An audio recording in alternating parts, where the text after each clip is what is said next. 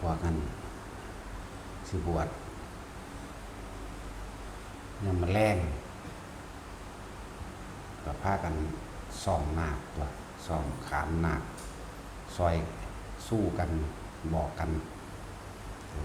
นี่อันผู้มาไม่สิบวชนี่จังสิมันเป็นเท่าไรแล้วเป็น4เป็น5เป็น6 6แล้วครับไม่ได้พร้อมกันหมดละแต่จังบวชพร้อมกัน6 บัดเนาะนั่นแหละก็ซ้อมใช้กันมันกันในเมื่อมันมาพร้อมกัน6แล้วแต่ว่าผู้มาใหม่บ้านใดผู้ใดก่อนก็ต้องรอสักก่อนจ้ะรอสักก่อนรอให้ผู้มาใหม่ให้ได้สักก่อนคือเลิกงานแล้วก็จังพากันไปซ้อมกันนะมันมีศาลาขานนาคศาลาฝึกซ้อมขานนาคอยู่แล้วกับยังมาแรงกับพากันไปนั่งพากันท้องนั่นแหละยังมาเศร้าถึงเขาแล้วพากันเฮ็ดงานสะกอนเฮ็ดเวียกสะกอนบ่แม่นไปตั้งหน้าตั้งตาเอาแต่อันเดียว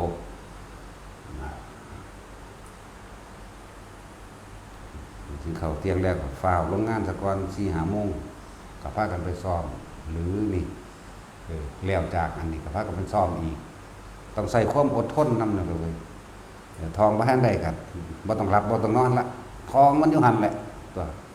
โอ้ยมันบ่กี่คำดอกนะมันเว้าซ้ำๆจังได๋ล่ะหยังล่ะอามะหาหยังอามะพันเตหาหยังล่ะอีก1 หานั่นล่ะลืมล่ะจังละหาเป็น10 คำนึงเด้บ่ได้ยากเลยล่ะถ้าจับจุดมันได้แล้วนั่นมันก็ว่าน้ำเพิ่นนึงไหมศีล10นึงเด้บ่ได้บวชศีลหลายเด้เสียศีลเน้นนึงเด้ศีล10นึงเด้บวชพระเยอะล่ะนอกนั้นก็เป็นข้อปฏิบัติมันนึงเด้นั่นขอศีล10นอกนั้นเพิ่นสิพาว่าอามะพันเตว่าไปพวกอันได้ก้อนแล้วกะสักจูงสักส่วนกันซ้อมกันต่างเป็นเท่าไรแล้วเป็น5มาใหม่อีกเป็น6ทำความรู้จักกันแล้วก็ซ้อมกันต่างสังสมอุปนิสัยเอาไว้คำว่าอุปนิสัยคือทำให้เกิดขึ้นหรืออุบัติขึ้นในความรู้สึกเดินให้มันเกิดขึ้นกับความรู้สึกมันเกิดขึ้นกับใจนิสัยก็คือใจนั่นแหละนิสัยก็คือสันดานนั่นแหละนิสัยก็คือสิ่งที่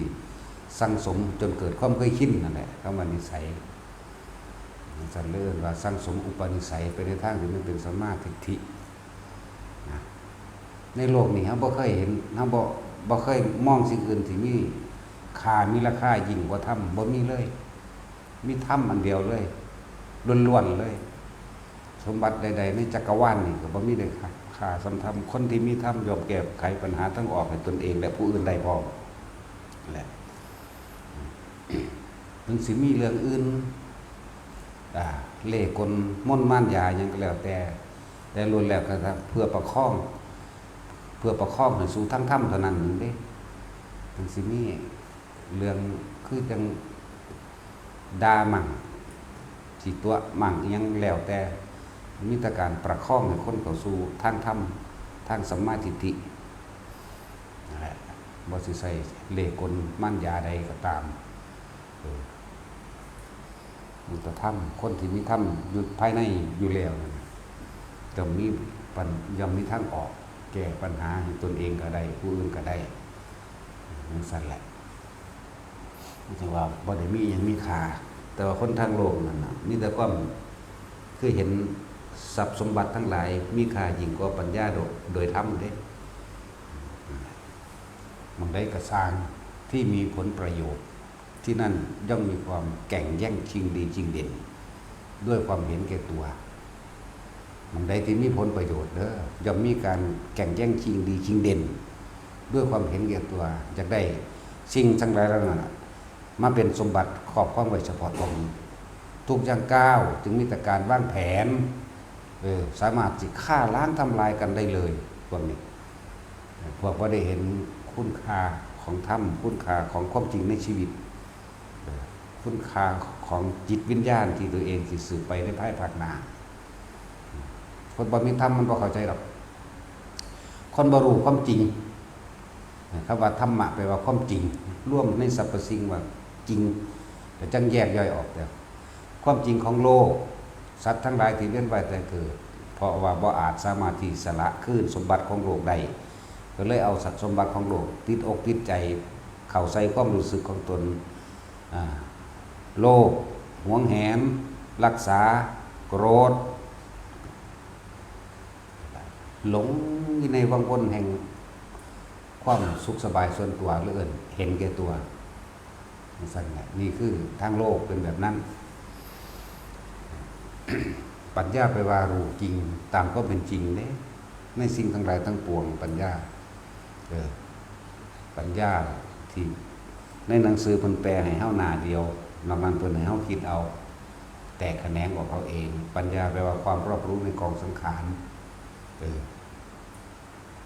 บัดนี้ปัญญาแปลว่าความรอบรู้ในสิ่งทั้งหลายทั้งปวงรอบรู้ในสิ่งทั้งหลายทั้งปวงรอบรู้หยังรอบรู้เรื่องของชีวิตสัตว์ชีวิตสัตว์ความต้องการของหมู่สัตว์ความปรารถนาแห่งหมู่สัตว์ปรารถนาความสุขเมื่อปรารถนาความสุขแล้วจึงไม่เห็นทุกข์ติดตามอยู่ในความสุขนะบอกว่าเห็นแล้วก็เห็นคุณค่าของโลกียสมบัติทรัพย์สินเงินทองต่างๆเครื่องอำนวยความสะดวกสบายและสุดท้ายแสวงหาอำนาจเพื่อกดขี่ข่มเหงผู้อื่นเพื่อให้ตนสบายแต่บ่ได้รู้จักว่าตายแล้วสิ่งที่ตัวเองกระทำสิ่งที่ตัวเองกระทำจนเกิดความไปชินทุกมือว่ากรรมนั่นแหละเรื่อยๆบอกจากคำว่ากรรมคืออย่างพวกบ่ได้ศึกษาคำสอนของพระเจ้าจริงๆบ่แม่นหนทางแห่งพุทธะบ่แม่นหนทางของผู้รู้จริงๆบ่จักได้กรรมคืออย่างกรรมเข้าใจว่าผู้อื่นดลบันดาลให้บางพวกก็บ่เชื่อเลยว่าสิ่งที่ตัวเองกระทำไว้นะย่อมกลับขึ้นมาสนองตัวเองทั้งที่มีชีวิตอยู่และหลังจากที่สิ้นชีวิตไปแล้วเด้บ่รู้จักเด้คนที่ว่าตายแล้วไปเลยพวกอุเฉททิฏฐิว่าบุญบ่มีบาปบ่มีพวกมีความเห็นผิดว่าบุญบ่มีบาปบ่มีเกิดมาเพียงแค่ศาสตร์เดียวจะเห็นยังเห็นไปโลดตายแล้วก็แล้วมีอุเฉททิฏฐิพวกสัตตทิฏฐิก็เข้าใจอีกอย่างหนึ่งว่า76กับแล้วก็สิ้นทุกไปเลยเป็นนิพพานเองดอกพวกสัตตทิฏฐิพวกนี้มีความเห็นผิดทั้งหลายบ่เข้าใจดอกอันที่เว้าเท่านั้นอีช่วยเฉททิฏฐิสัตตตะติติหยังบ่ว่าล่ะเนาะตัดสินให้เว้านำเดี๋ยวนี้ก็เว้าบ่ถูกให้เว้านำคนเดี๋ยวนี้ก็เว้าบ่ถูกอีหยังมันซั่นแหละนั่นแหละเขาจึงเว้าภาษาที่ให้ผู้คนเข้าใจง่ายแท้ที่จริงก็ออกมาจากภาษาธรรมภาษาบาลีภาษาพุทธเจ้านั่นแหละแต่เฮาเว้าภาษาเฮาถ่ายทอดออกจากสิ่งที่รู้ที่เห็นตามความเป็นจริงที่ตัวเองเห็นเองเฮาสิบ่อ้างแต่คำพระพุทธเจ้าอย่างเดียวบ่แม่นว่าเฮาสิอิหยังก็ว่าแต่พุทธเจ้าว่าพุทธเจ้าว่าเด้เฮาก็เห็นเอาเองเฮาก็ว่าเอาเองก็ได้เด้อล่ะแต่ว่าเฮาก็อาศัยคำแนะนำของเพิ่นนั่นแหละเราตถาคตเป็นแต่เพียงผู้บอกทางนั่นแหละเฮาก็เดินตามทางที่เพิ่นบอกบัดนี้เฮาก็นำสิ่งที่เฮาฮู้เฮาเห็นน่ะมาเว้าให้ฟังสั้นบอกว่า บ่มีอิหยังสิมีค่ายิ่งกว่าธรรมดอกแม้นเฮาสิเฮ็ดผิดโดยทางโลกเขาเข้าใจว่าผิดก็ผิดแต่ว่าโดยภายในหัวใจของเฮาเองมันทั้งมีสิ่งหนึ่งเพื่อที่จะนำน้องเข้าไปสู่สัมมาทิฏฐิคือหนทางแห่งธรรมหนทางแห่งประคองผู้คนหลอกลวงหรือเป็นกุศโลบายเพื่อให้คนเข้าสู่สัมมาทิฏฐิเพื่อสิให้เห็นความจริงของทุกชีวิตสรรพสัตว์นั่นเองคำว่าปัญญาเพื่อจะให้เห็นตามความเป็นจริงของโลกเห็นตามความจริงของสิ่งทั้งหลายทั้งปวงที่มันมีความเกิดแบบใดดับแบบใดประกอบกันเกิดขึ้นมาแบบใดนั่นสิกุศโลบาย ในการมาน้อมนำให้ทุกคนเห็นตามความเป็นจริงปัญญาความรอบรู้ในกองสังขารนี่เพิ่นแต่บาลีเพิ่นแปลไว้ว่าปัญญาความรอบรู้ในสิ่งทั้งหลายทั้งปวงสังขารกับทั้งหลายทั้งปวงนั่นแหละบ่ว่าสิเป็นวัตถุกายสังขารรูปสังขารหรือจิตตสังขารเป็นความคิดมันนี่ก็แม่นเบิดเลยสิ่งทั้งหลายทั้งปวงตามความเป็นจริงนี่แหละความจริงสัตว์ทั้งหลายที่ยังมาเกิดเวียนว่ายแต่เกิดเพราะความเห็นแก่ตัวยึดติดในทรัพย์สมบัติต่างๆยึดติดในรูปรสกลิ่นเสียงสัมผัสอารมณ์ความรู้สึกต่างๆเป็นเหตุเป็นปัจจัยให้มาเกิดเพราะว่าความบ่รู้ในความปรารถนาสุขทั้งหลายจึงเป็นเหตุเป็นปัจจัยคิดไปในทางที่เข้าข้างตัวเองแล้วเอิ้นว่าปุญญาภิสังขารมั่งเวลาโกรธเวลาโมโหก็ได้คิดไปทางหลายแล้วเอิ้นอปุญญาภิสังขารมั่งทั้งสองอย่างนี้เรียกว่าเนยชาภิสังขารเป็นความเข้าใจผิดคิดว่าแต่ว่าในหนังสือเพิ่นแปลไว้ว่าเข้าใจว่าเข้าสู่อรูปฌานเรียบร้อยแล้วจะเป็นนิพพานนี่เพิ่นแปลให้หน้าเดียวแต่ว่าเฮาสิแปลให้หลายๆหน้าหลายๆทิศหลายๆทางหลายๆนัยยะหลายๆข้อคิดแหละเป็นปัจจัยให้มันเกิดนามรูปนามเวทนาสัญญาสังขารวิญญาณว่านามคือความรู้สึกนั่นเองถ้าเฮายังมีคิดถึงรูปบุคคลผู้ใดผู้หนึ่งอันเป็นที่ตั้งแห่งจิตนี่มันเลยเกิดเป็นนามรูปเกิดนามแล้วก็เกิดรูปมีการจุติเข้าไปสู่ขั้นมารดาแล้วนี่เมื่อออกจากขั้นมารดาแล้วมาเห็นโดยนั่นแหละก็เอิ้นว่าเป็นปัจจัยบังเกิดอายตนะก็คือประตูอันการรับรู้ต่างๆมีตาหูจมูกลิ้นกายใจอายตนะจึงเป็นเหตุเป็นปัจจัยให้เกิดผัสสะคือกระทบสัมผัสรู้สึกนะพอใจทั้งตาบ่พอใจทั้งตาบ่พอใจทั้งหูพอใจทั้งหูนั่นแหละผัสสะก็ดีมีความพอใจและไม่พอใจเกิดขึ้นในตาในหูจมูกในรูปในรสในเสียงก็ว่าไปแหละจึงให้เกิดเวทนาเห็นบ่เวทนามีความรู้สึกพอใจกับไม่พอใจมั่งและอุเบกขาเวทนาส่วนมากบ่ค่อยมีนอกจากคนปฏิบัติถึงสิเข้าใจถึงสิรู้นะเวทนาเป็นปัจจัยมันเกิดตัณหาเมื่อมีความรู้สึกว่าพอใจแล้วมันก็อยากเมื่อมันอยากแล้วมันก็เป็นตัณหา3กามตัณหาภวตัณหาอันเกิดก็เกิดจากการกระทำคือกรรมของเขาเองลุ่มหลงรูปรสกลิ่นเสียงกับกามตัณหาไปหาภวตัณหาคือเก่าแหละบัดส่วนความบ่พอใจในสิ่งที่ตัวเองมีแล้วเอิ้นว่าวิภวตัณหาตัณหา3นี่เข้าใจบ่นี่แล้วตัณหาจึงเป็นปัจจัยให้มันเกิดอุปทานแม่นบ่ตายพิบๆรถดอกบักฮานี่ก็เลยเฮ้ยแหละตัณหาคือความอยากอุปทานคือความยึดมั่นถือมั่นยึดมั่นถือมั่นในหยังในรูปในรสในกลิ่นในเสียงในสิ่งที่ตัวเองยินดีและพอใจนั่นแหละเพิ่นถึงบัดนี้เมื่อตัวเองยินดีพอใจขึ้นมาแล้วก็เลยว่าเอาความเห็นเจ้าของน่ะเป็นใหญ่หยังว่าซั่นเป็นใหญ่เพราะว่าหยังจากสิ่งทุกของที่ได้ยินได้ฟังได้รู้ได้เห็นและได้เป็นมาก็เลยยึดไปเลยตามความพอใจนะเห็นว่าทิฏฐุปาทานศีลพัตตุปาทานกามุปาทานและอัตตวาทุปาทานเนี่ยอุปทาน4ความรู้สึกแหละอุปทาน4เลยที่จริงนั่นแยกความละเอียดให้ฟังหนังสือได้จริงแค่ความรู้สึกที่พอใจและบ่พอใจน่ะอุปทานที่บัดนี้หายากคำว่าอุเบกขาหายากเนาะอุปทานเป็นปัจจัยให้เกิดหยังบัดนี้โอ้ชื่อได้จักน้อยแล้วบาดนี้ในรอบ10 ปีพบกับกามภพรูปภพและอรูปภพนั่นเห็นบ่แยกอีกให้มันเป็นเด้กามตัณหาภวตัณหาวิภวตัณหาก็ยังรวมอยู่จุดเดียวนั่นบ่พอใจในรูปในรสกลิ่นเสียงกามะนี่ความพอใจแม่นบ่ล่ะนั่นแหละกามตัณหาภวตัณหาเลือกเข้าไปสู่ภพนั้นๆวิภวตัณหาแม้เข้าไปสู่ภพนั้นแล้วก็บ่พอใจอีกบ่พอใจในสิ่งที่เจ้าของมีได้คนเนาะนั่นแหละอันนี้คือภพนี่แยกได้บ่นี่แยกตามอารมณ์เด้คำว่าภพเด้อกามภพนี่มีหยังแน่มีมนุษย์มีสัตว์เดรัจฉานมีสวรรค์นรกเปรตมันนี่กามภพเข้าใจบ่นี่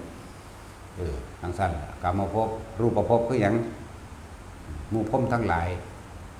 นั่นแหละอรูปภพคืออรูปภพนั่นเองนั่นแหละ เมื่อมีภพแล้วก็มีการเกิดนั่นว่าสัตว์เกิดแล้วมีหยังต่อไปบัดนี้เนี่ยแหละเกิดแล้วก็ชรามรณะโสกปริเทวทุกข์อุปาญาตต่างๆเป็นสั่นเกิดแล้วก็มีแต่แก่แต่เก็บแต่ตายเท่านั้นแหละพวกเจ้าเอ๋ยมีเท่านี้นะจังว่าผู้ใดบ่เข้าใจสิ่งทั้งหลายแล้วนี่ก็เวียนว่าตายเกิดอยู่นั่นแหละจึงบอกว่านี่คือปัญญาแปลว่าความระบุในกองสังขารตามความเป็นจริงในสิ่งทั้งหลายทั้งปวงบ่ว่าสิเป็นโลกิยะปัญญาหรือโลกุตระปัญญาเห็นสัตว์โลกเกิดหรือโลกุตระโลกิยะปัญญาสัตว์โลกเกิดแบบนี้พอมีความคิดแบบนี้ยึดติดแบบนี้เห็นบ่โลกุตระปัญญาหมายถึงหนทางออกจากโลกิยะหนทางออกจากทุกข์หนทางออกจากการเวียนว่ายตายเกิดเพราะมันรู้เท่าทันความคิดเจ้าของเองแล้วมันได้หยุดได้นั่นแหละอวิชชายะตะเววะอาเสสะวิราคะนิโรธาได้บัดนี้เมื่อแสงสว่างแห่งปัญญาคือธรรมได้เกิดขึ้นแล้วนะเหมือนมันได้เกิดขึ้นแล้วครับมันก็รู้เท่าทันความคิดปรุงดียึดดีปรุงเร็วยึดเร็วมันบ่อ๋อเพราะว่าเฮายึดในความคิดเองนี่เองนะจังว่าให้ทุกคนพยายามควบคุมความคิดได้มันก็หยุดดับที่แรกต้องอาศัยการเพ่งอาศัยการบังคับแน่เป็นธรรมดาเลยแนวมันนี่เฮาคิดเร็วๆเฮาบ่ได้บังคับเด้เนาะแถมซ้ำบ่รู้สึกตัวว่าคิดเร็วหรือคิดดีหรือคิดอยากได้อยากดีอยากมีอยากเป็นแต่ละมื้อแต่ละมื้อบ่ได้บังคับตื่นขึ้นเป็นโลดเป็นจนเท่านอนหลับเนาะแต่ว่าในการฝืนนี่ต้องบังคับเด้หลายคนภาวนาบ่สงบบ่ได้ดีบ่นั่นบ่นี่สิบ่อดบ่ทนอีหยังเลยเเพิ่นก็ไปท้อแท้อ่อนแอบ่มีบุญบ่มีวาสนาบ่มีหยังสั่นจังซี่ไปบ่มีก็สร้างสู้ก็ไปเกิดใหม่นั่นแหละกูบอกทางซื่อๆเนาะบอกให้ซื่อๆเด้บ่อดบ่ทนบ่หยังก็สั่งกับไปตายเกิดแล้วตายอยู่หั่นน่ะจักล้านๆน่ะสงไขหรือโกรธล้านๆน่ะสงไขโกรธลองเบิ่งกันน่ะมันสิซ้ำใดวะหลายคนบ่เข้าใจฮอดคำว่ากรรมมันก็เกิดจากจิตเจตนาที่เฮาคิดแล้วมีอารมณ์เกิดพร้อมนั่นแหละกรรมเวลาคิดเรื่องนั้นเรื่องนี้มีอารมณ์พอใจยิ้มหัวอยู่ผู้เดียวนั่นแหละเกิดแล้วเด้นั่นน่ะพบเกิดแล้วเด้นั่นน่ะเกิดจากความคิดที่บ่พอใจคนผู้นั้นผู้นี้ศูนย์อยู่ผู้เดียวนั่นแหละกรรมเกิดแล้วนั่นแหละพบเกิดแล้ว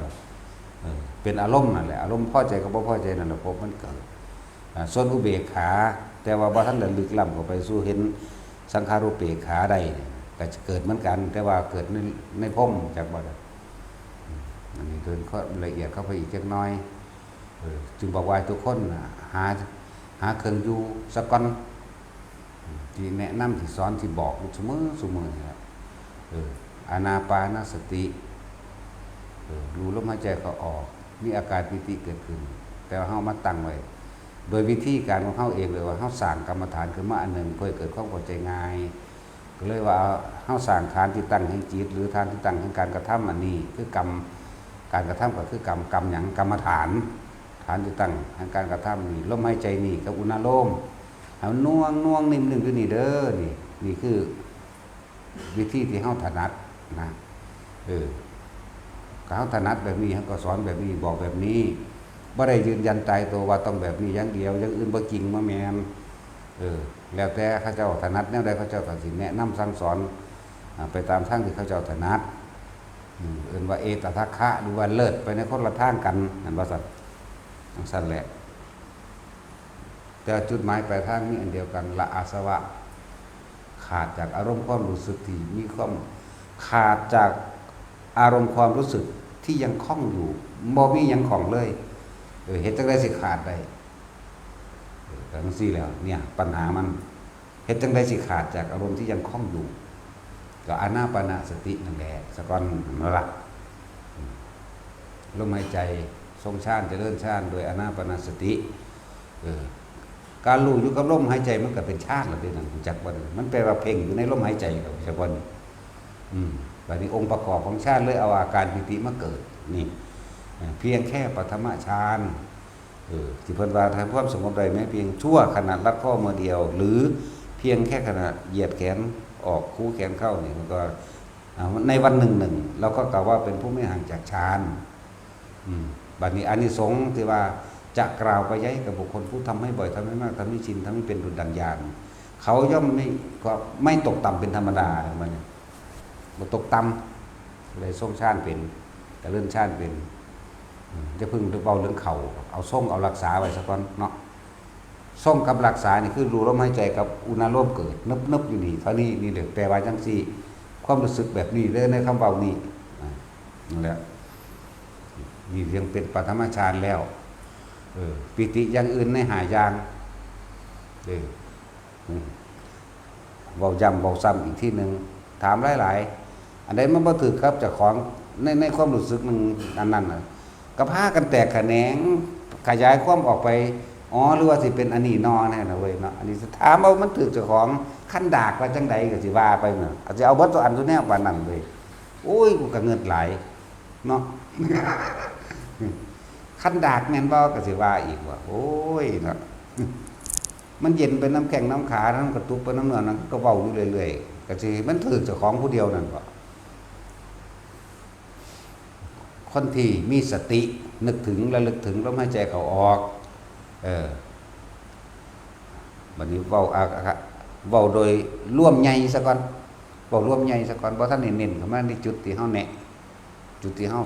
ถนัดหรือที่พวกเฮาพากันตั้งหลักสูตรขึ้นมาก็ว่ามันตั้งหลักสูตรดอกแต่ว่าเพื่อเกิดความเข้าใจซื่อๆรู้ลมหายใจเข้าออกและมีอาการขนพองสยองก้าวเรียกว่าขุทกาปิติขนลุกขนขิ้งลุกวูบๆวาบๆบางใดบางนึงจังซี่นี่คือปฐมฌานแล้วในปฐมฌานสิเว้าตามอาการปิติ5นี่ขนลุกขนพองสยองก้าวหรือขนขิ้งลุกประกอบกับลมหายใจเข้าออกอยู่เรื่อยนี่เรียกว่าปฐมฌานโดยอาการขนพองสยองก้าวขนขิ้งลุกเป็นฌานที่1เหมือนกันเข้าใจบ่นี่ชั้นที่2รู้ลมหายใจเข้าออกเกิดอาการจุกอกในข้ออิ่มตื่นตันขึ้นมาเหมือนร้องไห้นี่เป็นชั้นที่1เหมือนกันแต่เป็นปิติที่2ปิติที่3รู้ลมหายใจเข้าออกมีอาการโยกดูดังว่านั่งอยู่ในอ่างน้ำโยกริมๆลึกๆกันนะโยกซ้ายขวาหน้าหลังนี่เป็นอาการปิติที่3แต่เป็นเพียงแค่ปฐมฌานปฐมฌานอาการจากอาการปิติที่4คือมีแสงสว่างเกิดขึ้นเรียกว่าโอกันติกาปิติแสงออกตั้งสี่ก็มีเอาค่าคืบก็มีเอาค่าศอกก็มีวาบขึ้นเลยก็มีปิ๊บๆแป๊บๆก็มีเกิดปุ๊บๆพับๆข้างหลังก็มีแม้กระทั่งเสียงแม้กระทั่งกลิ่นแม้กระทั่งยังก็แล้วแต่ที่ในลักษณะที่เหมือนกับว่าตาเห็นนั่นน่ะนั่นแหละเรียกว่าโอกันติกาปิติพวกนี้ก็เป็นเพียงแค่ปฐมฌานนี่คืออาการของฌานที่1แต่ว่าที่เอาอาการปิติต่างๆมาให้ทุกคนไปแตกแขนงเอาเด้อคือว่าถ้ากูถือแบบนี้อันนี้คืออันนี้โลดแม้บ่แม่นเว้าถือแต่ของเจ้าของนะปิติที่5ในปฐมฌานคือมีความรู้สึกว่าคล้ายกับกายลอยขึ้นพองขึ้นหรือลอยขึ้นนี่ปิติที่5ของปฐมฌานเรียกว่านี่วิตกคือรู้ลมหายใจเข้าออกประคองเอาไว้ปีที่เกิดนั่นแหละเรียกปฐมฌานปีที่5ก็บอกไปแล้วบัดนี้มันจับหลักบ่ได้คนจับหลักบ่ได้เฮาก็เลยหาวิธีที่ให้มันเป็นฐานที่ตั้งคือจับจุดเอาให้มันได้นะก็เลยใส่วิธีเหลือบตาดูปลายจมูกหายใจเข้าหายใจออกสิใส่คำบริกรรมควบคุมความคิดก็ได้หายใจเข้าพูดหายใจออกโทควบคุมมันไว้มันคิดจังไหมเมื่อมีลมหายใจเข้าและลมหายใจออกเกิดขึ้นแล้วที่นี่เฮาใส่วิธีมื่นตาเหลือบตาลืมตาเหลือบตาดูปลายจมูกตัวเองก้มนิดหน่อยเพื่อเป็นที่สบายตาบ่ให้มันเป็นเงียงนั่นแหละแล้วก็สิมีความรู้สึกอันนึงนิ่มๆนวลๆนึบๆอยู่ระหว่างกลางคิ้วหรือกลางหน้าผากนี่เป็นปฐมฌานความรู้สึกอื่นๆแม้นมันสิเกิดแทรกซ้อนพามากกับสร้างให้เข้าใจซะว่าอันนั้นคือปิติเข้าใจบ่ล่ะบางทีก็นึบๆอยู่นี่แต่ว่าคนลุกก็มีปลื้มน้ำตาไหลก็มี เนิบอยู่กลางหน้าผากนี่ปึ้มน้ำตาไหลก็มีคนขี้ลูกก็มีโยกก็มีเห็นแสงวับๆแวบๆก็มีคล้ายๆกับกายร้อยขึ้นก็มีนั่นคือปิติมันซ่อนกันขึ้นมาก็อย่าว่าล่ะเฮาสิเอาจุดเดียวคือหน้าผากเฮาเองนั่นแหละให้ทุกคนจื้อไว้จำไว้แนมจังบ่สงสัยหรือคือว่าล่ะว่าบ่คอยใส่ใจปานใดดอกใส่ใจตัวเองเด้อใส่ใจตัวเองอ๋ออันนี้เพิ่นว่าเป็นปิติพุทธกายปิติขนลุกตัวนี้แต่เฮาก็ยังมีนวงอยู่กลางหน้าผากเหมือนเดิมบางทีมันก็โยกซ้อนกันขึ้นมาแม่นบ่ล่ะบางทีมันก็มีเสียงกระซุบกระซิบเสียงสวดมนต์ก็มีเสียงคลองเสียงกลองก็มีอ๋อนี่คือแค่มันเกิดแค่ปิตินึงดอกพอบ่ต้องไปหาเจ้าของเสียงบ่ต้องไปอิหยังกับมันนี่เลิ่นว่ามีคือปัตตมฌานผู้ใดได้แค่ปัตตมฌานหรือแม่นเพียงตายแค่ปัตตมฌานน่ะเลือกเอาเลยปริสัจจาปโรหิตาและมหาพรหมาพรหม3สั่นอย่าบ่นี่ถ้าผู้ใดทุติยชาติเด้ก็ไปพุ่นอภัสราไปหาสั่น6สั่น7เข้าใจบ่ล่ะตติยฌานเด้ไหลลงมาเลยแต่สั่น11ลงมาพี่จักว่าล่ะท่าน4เฮาบ่จักเว้าถึงปานใดดอกจักบ่เว้าถึงก็เลือกได้เหมือนกันนั่นแหละ แต่มันยากอยู่ดอกคนที่ตายในชั้น4นั่นน่ะมันมีแต่1 2 3เท่านั้นแหละบ่มีผู้ใดเข้าตายมันก็ออกมาตายนั่นแหละจักว่าล่ะมันเข้าได้ปานนั้นบ่กระดาษเขาเอาไฟเผายังบ่ตายเด้เนาะ ตั้งจับคนที่เข้าชั้น4ได้จริงๆเด้อสิบอกให้โตมันสิแข็งแม่นั่งคัดสมาธินี่ย่อคนละข้างไปยกไปตั้งไว้หมู่อื่นก็ได้อันพวกยังหูเมื่อยอยู่นั่นมันบ่แม่นบอกให้โอ้บ่น่าสิบอกเลยห่างมันสิเลยมันเลยสิเอานำไปเว้ากันตัวเฮาเนาะตัวกูบ่ได้ก็แล้วกันหน้าไผก็เลยตัวแข็งฝนตกก็บ่หูเมื่อยเด้นั่นมันตัดขาดจากความรู้สึกตั้งนี้แล้วชั้น4นั่นน่ะทางกายนั่นแหละทั้งตาทั้งหูจมูกทั้งลิ้นทั้งกายมันเบิดแล้วมันบ่มีมันบ่ฮู้จักหยังแล้วมันออกมาเอาเองมันก็เข้าเอาเองก็ออกเอาเองเด้พวกนี้มีบ่ได้ตั้งใจเข้าได้เด้ถ้ามันคาคิดตั้งใจเข้านั่นเจตนายังมีอยู่มันต้องหยุดคิดมันก็เข้าได้นั่นแหละมันเป็นนั่งอยู่เขาเอาไปตั้งเครื่องน้ำไว้ก็บ่เป็นหยังเด้นั่นน่ะ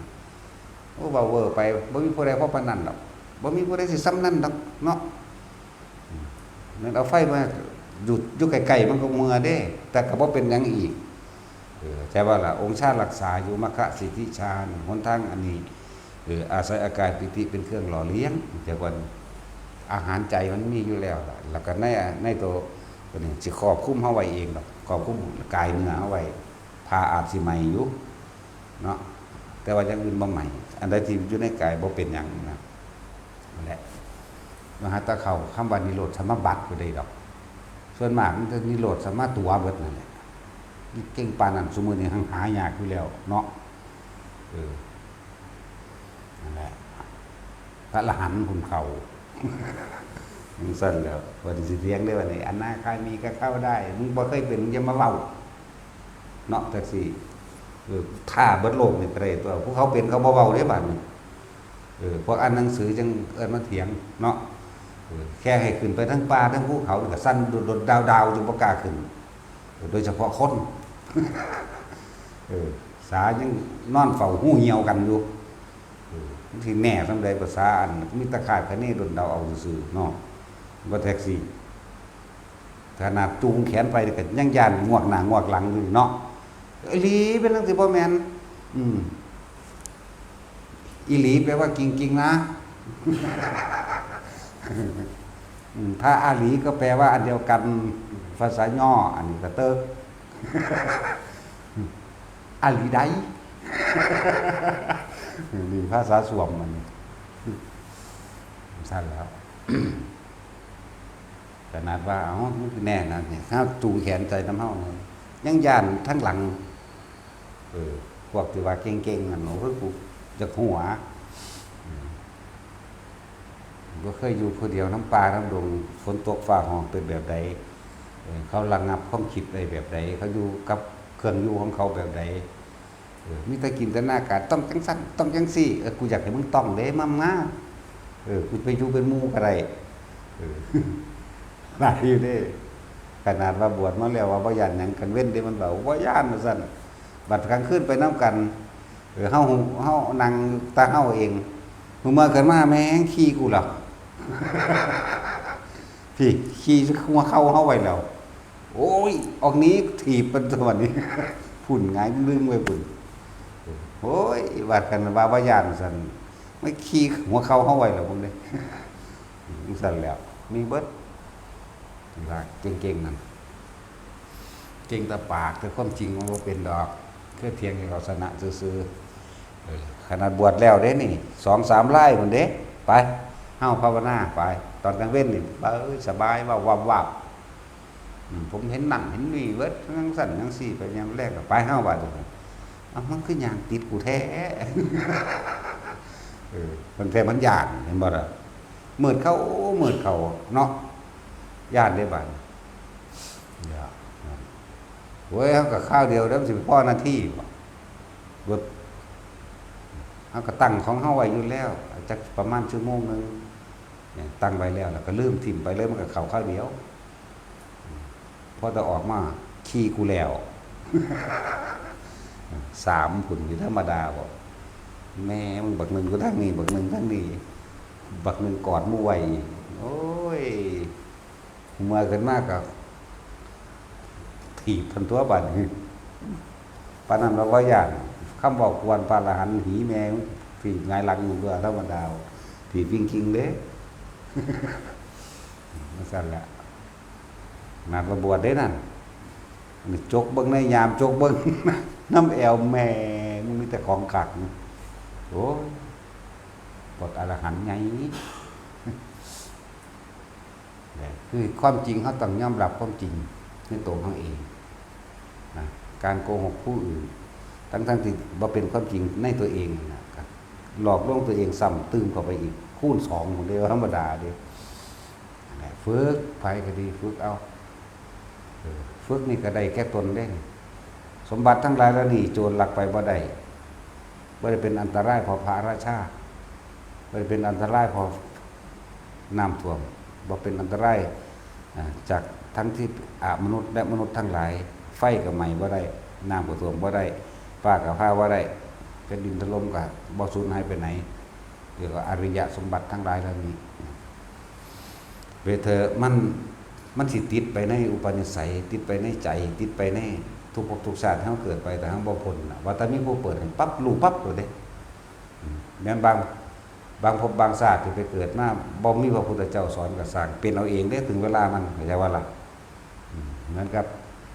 บางภพชาติที่พระราชาพอตะฮู้ว่าเจ้าของพระหมอกปั๊บออกบวชเป็นฤาษีโลดเด้เนกขมะทันทีบ่เกิน7มื้อได้โลดชาติสมาบัติ8โลดจังซั่นสำเร็จอภิญญา5โลดนั่นเพราะว่าของเก่าเขาเจ้ามีเขาเจ้าว่าบอกนายช่างกระบกนั่นตัดผมให้แต่เห็นผมห้องงอกเพียงแต่เส้นเดียวให้ถอนไม้ให้เบิ่งมันทั้งตัดไปผมงอกแล้วพระเจ้าข้าก็เอามาเบิ่งจับเบิ่งสะเทือนใจได้สิบอกให้บุบวาบเอาได้นี่โลดอ๋อนี่ชรา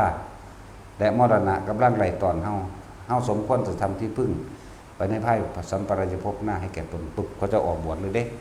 อาทิตย์เดียวสำเร็จโลดเพราะว่าเขาเจ้าสั่งสมไว้มากแล้วนี่เวลาสมัยที่บ่มีพระพุทธเจ้าสอนมันจะบัดนี้นั่นแหละเอิ้นว่าอุปะสิ่งที่อุบัติขึ้นเกิดขึ้นในสิ่งที่ตัวเองสั่งสมขึ้นมาถึงเวลา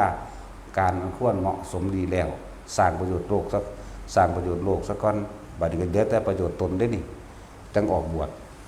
บัดนี้มีคนเห็นคุณค่าก็ออกบวชทำก็เยอะแยะเด้เป็นหมื่นเป็นแสนก็มีนะเราพวกเข้านั่นนะให้ฝึกหัดตนเองนะบ่มีผู้ใดเฮ็ดให้กันใดอันนี้เป็นของไผของมันยังเฮาเห็นเฮาก็มีแต่สอนสามเณรน้อยๆจังซั่นจังซี่ว่าสังกิจจะสามเณรก็บรรลุอรหันต์7 ขวบมั่งเนาะสุมาณะสามเณรก็อรหันต์7 ขวบมั่งวัฒนกุมารวัฒนสามเณรเหมือนกัน หลายองค์พอดอกสมัยนี้บัณฑิตมื้อนี้บรรลุจังซั่นจังซี่จะไปเว้าแต่ยอดมันหลายเขาเจ้าสั่งสมมาพอตายแล้วเด้นั่นน่ะตายแล้วตายอีกถึง1อสงไขยแสนกับพุ่นเด้นั่นน่ะมันธรรมดาเด้แต่เขาเจ้าต้องฝืนบัดสมมุติในระหว่างคือคนที่เป็นหมู่พวกเดียวกันจังซี่ผู้หนึงบำเพ็ญมาผู้หนึงบำเพ็ญมั่งบ่บำเพ็ญมั่งผู้บำเพ็ญมาเสมอต้นเสมอปลายมาตลอดผู้นี้ก็ไปบรรลุไปตามเสมอต้นเสมอปลายผู้นี้ก็ล่วงลงไปเด้นั่นแหละแต่ว่ามันขึ้นอยู่กับตัวของเองความนั้นชาสมัยหนึ่งพระโมคคัลลากับพระราหุลเกิดเป็นหมู่กันเชี่ยวกัน ออกบทเป็นฤาษีน้ำกันนี่พระโมคคัลลามักไปเที่ยวเทิงสวรรค์ได้ไปพักกลางวันอยู่เทิงสวรรค์ดาวดึงส์นอนอยู่ใต้ห่มไม้ปริชตะส่วนพระราหุลมักไปนอนอยู่เมืองบาดาลนี่ความเคยชินมันติดอยู่มันหลังจากร่างกายนั้นตายแล้วปึ๊บความเคยชินผู้ไปพักผู้นั้นก็ไปสวรรค์ผู้นึงก็ไปเป็นพญานาคทั้งสั้นแล้วล่อกันความเนื่อนสาทั้งสั้นแหละบัดนี้สักสิพูดถึงอีกอันนึงก็คือผู้บ่ทำความดีเสมอต้นเสมอปลายที่บ่ได้ไปนิพพานพร้อมกับพระพุทธเจ้าเฮาจังซี่พวกกินแจนหน้าอเมริกาจังซี่แม่แม่นบ่ล่ะจริงๆบำเพ็ญมานํกันดีๆนี่เด้แต่ว่าไปเกิดความอิจฉาริษยาหรือไปเกิดความเห็นแก่โตอย่างหนึ่งเลยทำเห็นบาดนี้มาศาสตร์สุดท้ายก็เห็นกันคือเก่าแต่อุปนิสัยอิจฉาริษยาอุปนิสัยเห็นแก่ตัวนี่แม่มันฆ่ามากนี่พุทธเจ้าแนะแล้วแนะอีกว่าจะเฮ็ดจังซั่นตกนรกคือเก่านี่บ่จังซี่ล่ะฝ่ายนี่ผู้เขาเสมอต้นเสมอปลายหมู่แม่นางแม่ใหญ่พิมพามื้อนี้แม่ใหญ่ประชาบดีมื้อนี้เขาจะพากันขึ้นถึงนิพพานเบิดแต่พวกนี้กลับตกทั้งที่บำเพ็ญมานํกันเด้นั่นจังซั่นแล้วมันมีผู้ใดเฮ็ดให้กันได้เด้เจ้าก็เคยเกิดเป็นพี่เป็นน้องเป็นหมู่พวกเดียวกันมาแล้วเด้บ่ว่าพระนางพิมพาบ่ว่านั่งประชาบดีนั่งอันยังละสวงได้แน่ละลืมละนั่งลายไหมมีไผเนี่ยคือนั่งลายลืมอีกแล้วนี่กินจะมานาวิกาแล้วก็ยังอีกนะเมียพระเจ้าอุเทนนะโอ้ยอีห่านี่มันคือชื่อยากแหละฮะนางมาคันธิยะชื่อยากเลยซื้อคนเลวเขาบ่อยากจำมันได้อีห่านี่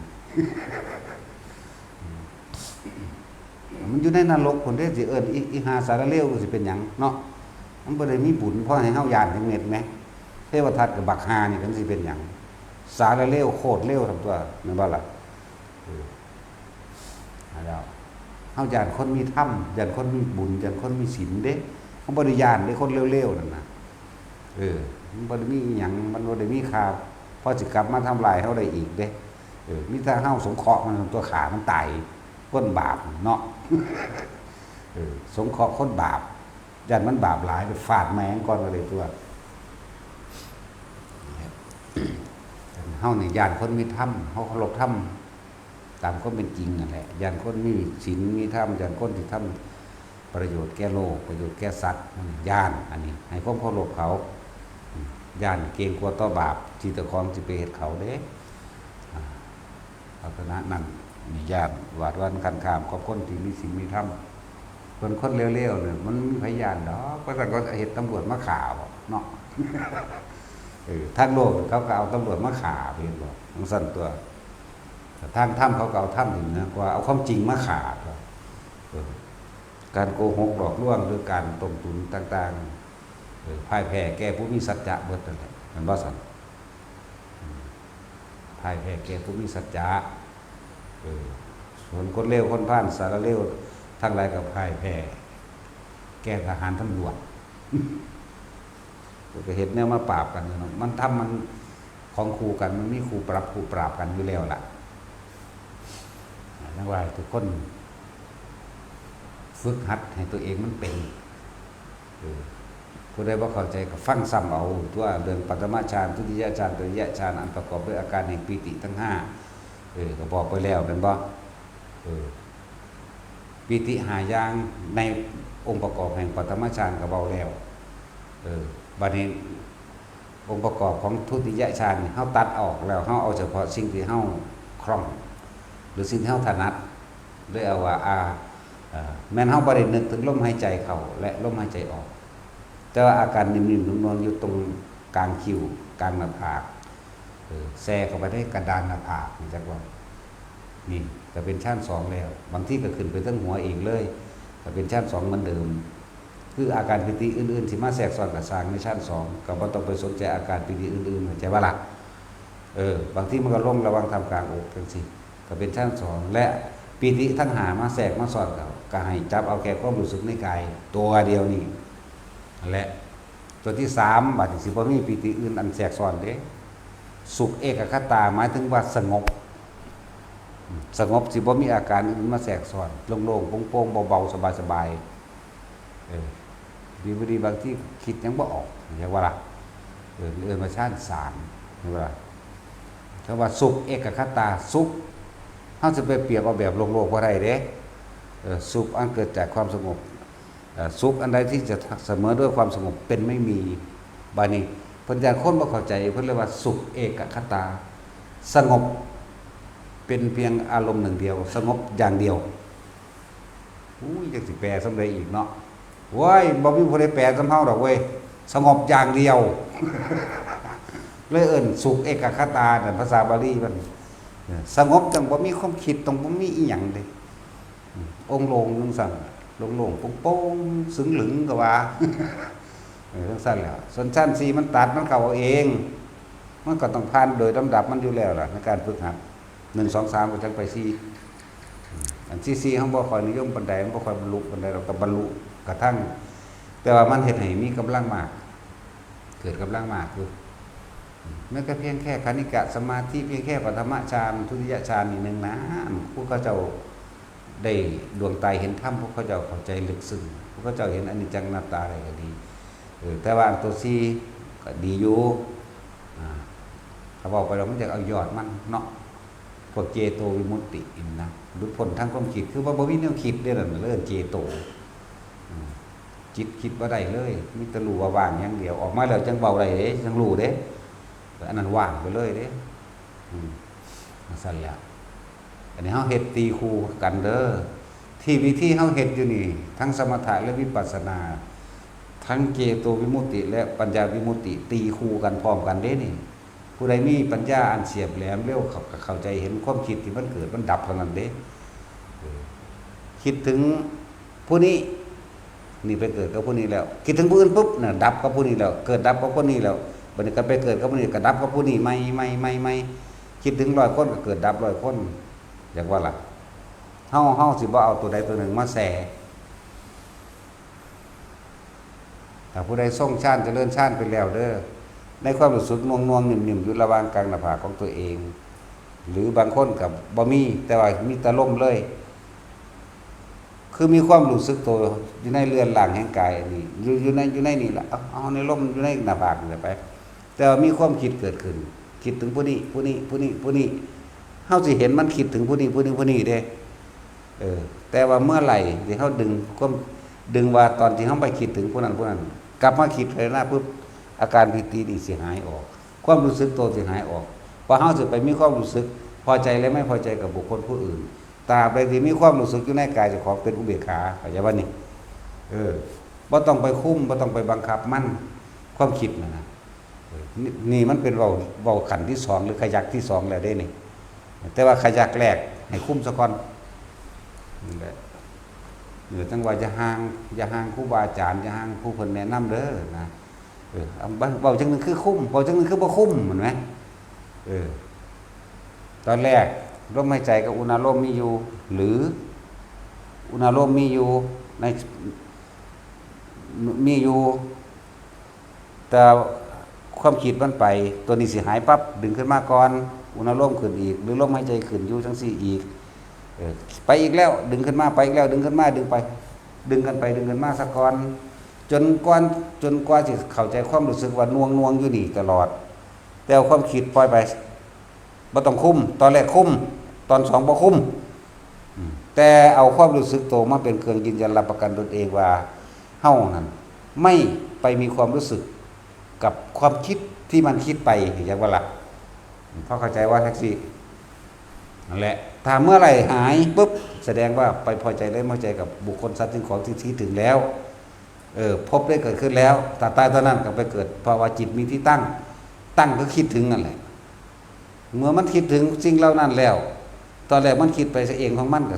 มันบ่ทันได้มีอารมณ์เกิดใดแต่ว่าเฮาไปคิดน้ำมันนี่จังว่านี่ความรู้สึกพอใจหรือบ่พอใจกับบุคคลสัตว์สิ่งของอันนั้นนั่นแหละไปตั้งกับบุคคลสัตว์สิ่งของอันนั้นบัดนี้อารมณ์พี่ได้เป็นตัวพบพอใจกับไม่พอใจพี่ได้เป็นตัวพบจักบ่ล่ะตราบใดที่เฮายังมีความรู้สึกอยู่ในของเฮาเองมันยังเป็นอุเบกขาอยู่จักว่าล่ะยังเป็นอุเบกขาบ่อยมากจนชินจนจับจุดได้แบบปึ๊บบัดนี้เมื่อเห็นความคิดถึงหมาแมวหมูนกน้องน้ำคนต้นไม้แต่ว่าเห็นมันคิดได้บัดบ่แม่นเฮาคิดได้บัดพี่ตัวสิเห็นเกิดดับแบบอ๋อจิตไม่ใช่เราขาดออกจากความเป็นเล่าเป็นเขาไปแล้วขาดออกจากเฮาบ่มีความรู้สึกเลิศว่าขาดออกจากความเป็นอัตตาตัวตนเลิศว่าเห็นอนัตตาจิตเลยเป็นแพรอนิจจังคือเกิดดับไม่เที่ยงคิดไปหาผู้นั้นผู้นี้ลอยอย่างมันอย่างทุกข์ก็เกิดบ่ได้ตัวเพราะว่าเฮาบ่เอาความรู้สึกไปกับสิ่งที่คิดเพราะความคิดถูกรู้ถูกเห็นแล้วและบทนี้บทละเอียดอยู่ในบาทในลักษณะอาการนี้คนที่ฝึกจนชินเป็น2เป็น3หมายถึงชั้น1กับชั้น2กับ3ไปแล้วแต่บ่จักเว้าเรื่องชั้นอะไรวะคนที่มีความรู้สึกอยู่ในกายของตัวเองคนที่มีความรู้สึกอยู่นี่ก็สร้างอยู่หัวก็ตามอยู่ตาบางท่ามกลางอกก็ตามเด้อความคิดที่มันคิดไปเลยมันจะห้ามบ่ต้องบังคับที่มันบังคับเพราะว่ามันอยากให้เป็นแบบนั้นเด้มันเลยเกิดอารมณ์บ่พอใจความคิดเจ้าของส่วนมากหมู่ภิกษุนักบวชทั้งหลายประมาทครูบาอาจารย์เจ้าของอย่าว่าล่ะมักสิดูถูกมักสิเปรียบเทียบจากว่านี่จริงแล้วว่าต้องถ้ายังมีความรู้สึกตัวจะปล่อยมันโลดจะไปบังคับมันถ้าบังคับมันเฮาสิเกิดอารมณ์บ่พอใจเจ้าของสิด่าเจ้าของมันสิตีเจ้าของพร้อมเด้นั่นแหละบ่เป็นตะงงเนาะงงบ่แท็กซี่บ่งงดอกมันฟังอยู่ตลอดมันพอจับใจความได้อยู่แต่เฮ็ดบ่ได้ซื่อเห็นบ่ล่ะ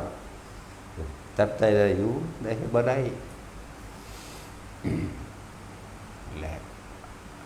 เฮาเป็นทุกข์เพราะว่าเฮาควบคุมความคิดว่าคิดมึงคือคิด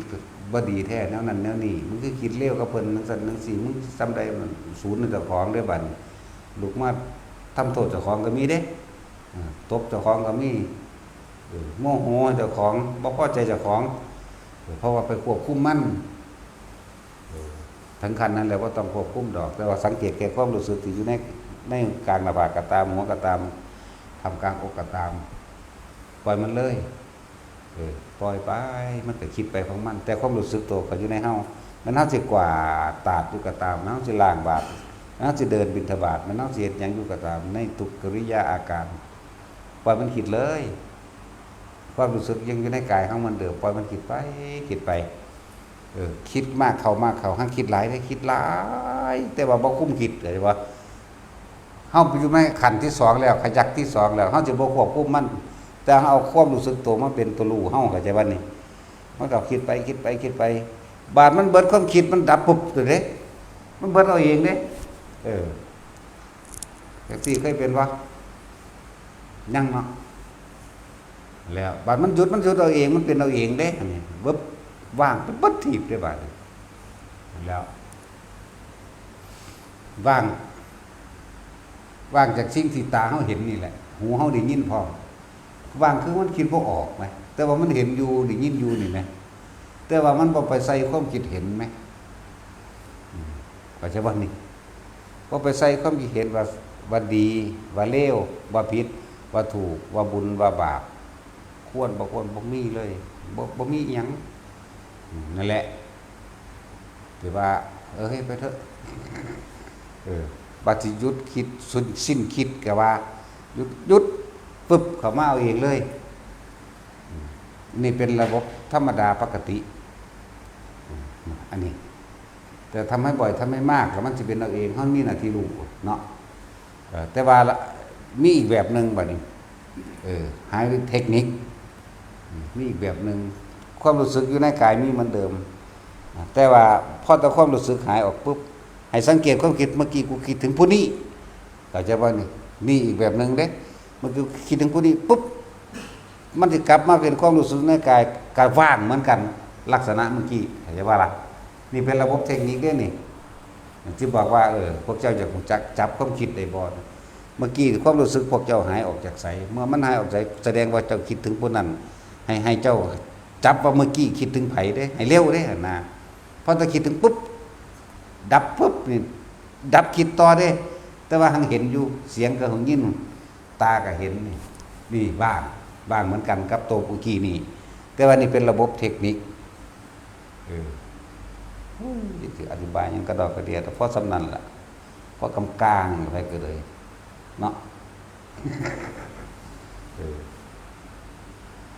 และมันจะเป็นสองระบบปกตินี่เป็นระบบเทคนิคเดี๋ยวตอนที่เฮาความรู้สึกเมื่อกี้นี่ออกจากกายคิดถึงไผว่า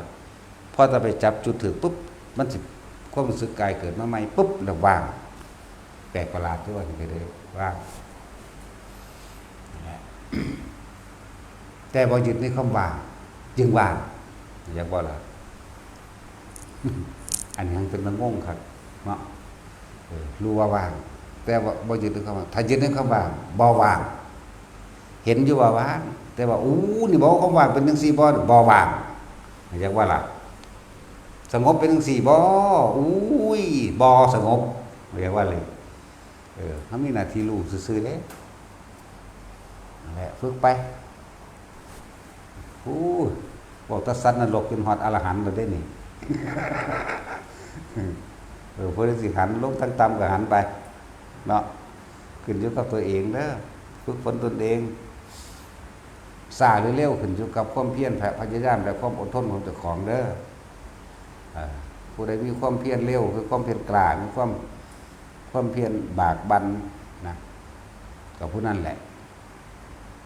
ก็คือยางเอากับแลนเอานั่นแหละเหมือนว่าสันคนยางเนิบก็น่านถึงคนแลนเอาก็คือคนมีความเพียรขยันทำสมาธิทุกรูปแบบเพราะว่าจิยืนสมาธิแปลว่าจิตตั้งมั่นให้ตั้งมั่นในภาคนั่นแหละเอาความรู้สึกนี่แหละยืนก็มีความรู้สึกโตในกลางหน้าผากนี่เดี๋ยวสิว่าอันถ้าอยู่บนหัวแหละถูกไหมอีกละมันนี่มันหังมียังแทรกซ้อนอธิบายตั้งต้นเราโดยเฉพาะพวกผู้ยิ่งพวกประสาทอันนี้แมนบ้างเลยก็เคยไปเบาเบิดแนวเนาะมันก็เบาเบิดในเทเดียวมันเป็นรอยยางพูนถ้ายังมีความรู้สึกโตอยู่นี่อยู่ในตัวเองนั่นแหละนั้นยังสิแทรกซ้อนกับสร้างจะไปคิดน้ำมันเนี่ยแล้วเห็ดดูเข้าดูเขาก็จับสนจับปลายจับเงินจับทางได้ดอกขึ้นอยู่กับตัวเขาเองเด้ผู้ได้ขยันเห็ดคำว่าขยันเห็ดนี่หมายถึงแค่ความรู้สึกอยู่ในลมหายใจกับอุณหภูมิกับว่าบางคนก็บอกบางคนอุณหภูมิบ่เกิดแต่ว่าลู่ลมเลยก็มีได้ม้วนๆอยู่ในดังในหูดังนี่กูอยากดึงออกมาได้เด้นี่เนี่ยขนาดนั้นเด้อยู่ในนี่บางคนก็อยู่กลางหน้าผากบางคนอยู่หัวบางคนอยู่หน้าอกนั่นแหละคือว่าสมาธิว่าจิตตั้งมั่นมันตั้งมั่นได้นานๆมันก็ก่อเกิดมีกำลังมันมีกำลังแล้วมันก็ทันความจิตสิ่งที่เกิดสิ่งที่มากระทบมันก็บ่คิดหูได้ยินก็บ่คิดตาเห็นมันก็บ่คิดถึงตัวรูปรสกลิ่นเสียงมันบ่คิดบัดนี้จิตในจิตคือความคิดในความคิดอีกว่าน่ะซ้อนกันขึ้นมาอีกมันก็ยังบ่นำไปคิดพูดมันสิแม่นแบบนี้นี่เองก็รู้ตัวบัดนี้ อ๋อกูฮู้มึงแล้วนี่ก็บ่ทันเข้าใจว่าล่ะ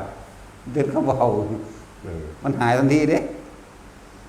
รู้ไปซื่อๆนั่นแหละฝึกเอาของพวกนี้ต้องอาศัยประสบการณ์เจ้าของเด้เอากันบ่ได้เฮ็ดเอาเองเด้อไผก็ดีจังว่าเฮาก็ว่า